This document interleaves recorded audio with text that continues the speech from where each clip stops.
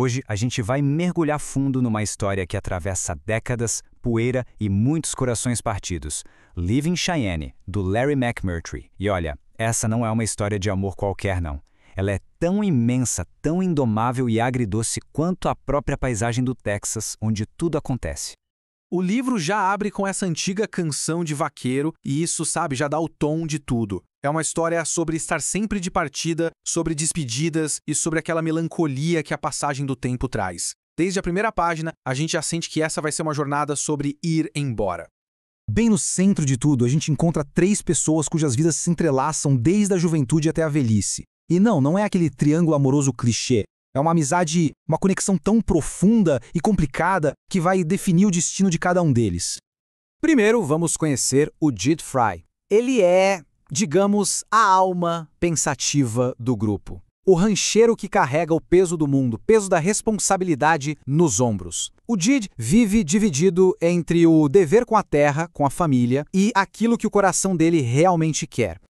E no extremo oposto a gente tem o Johnny McCloud. Ele é o vaqueiro de espírito livre, sabe? Impulsivo, charmoso, que vive o agora. Pro Johnny, liberdade é tudo. Cercas, tantas de arame farpado quanto as da vida, foram feitas para serem puladas. E bem ali, no meio dos dois, está a Molly Taylor. Uma mulher, olha, de uma independência feroz, muito à frente do seu tempo. Ela ama os dois, Gide e Johnny, e se recusa a ser encaixotada pelas regras da sociedade. O coração dela é a bússola complexa que guia toda essa história. Mas a amizade do Gide com o Johnny é mais do que só o carinho que eles têm pela Molly. Essa relação simboliza o grande conflito do Velho Oeste que estava mudando. De um lado, o ideal romântico do vaqueiro livre. Do outro, a realidade dura e pé no chão de quem trabalha a terra. E essas falas deles deixam essa divisão claríssima. O Johnny vê o trabalho na fazenda como algo menor, inferior à vida de vaqueiro. Já o Gide, bom, ele foi criado com a filosofia do pai. Trabalho duro e economia são as únicas coisas que importam. São 2 jeitos de ver o mundo batendo de frente.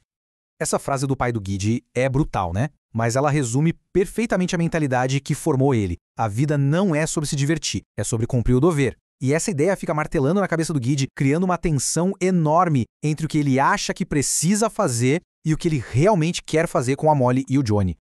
Agora vamos focar um pouco mais na Molly, porque é a visão radical que ela tem sobre amor e relacionamento que realmente empurra essa história pra frente. Ela simplesmente se recusa a seguir o roteiro, criando as próprias regras pro amor, pra família, pra tudo.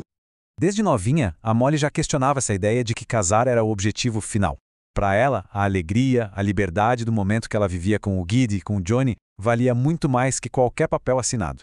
Numa época em que o casamento era tudo, ela valorizava a conexão e não a instituição. E essa filosofia dela não muda com o tempo, o que é impressionante. Anos mais tarde, mesmo já casada com outro homem, ela decide que quer ter um filho com o Gide. Para Molly, o que define um pai é o caráter, é o amor, não um certificado de casamento. Uma escolha chocante para a época, mas que era a cara dela. Então, o ponto central é esse. O relacionamento deles 3 não cabe em nenhuma caixinha.